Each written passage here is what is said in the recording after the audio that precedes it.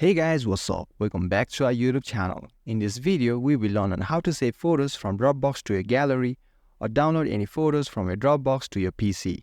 It's an easy and simple process. All you gotta do is watch this video till the end without skipping. So let's get started. First, open your Dropbox account, either on the web browser or on the mobile phone.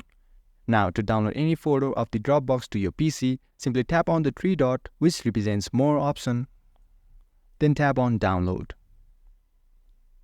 And as you can see, we have successfully downloaded the photo. Now let's go to our File Explorer, then on Downloads, and here it is. We have successfully downloaded the photo from the Dropbox to our PC.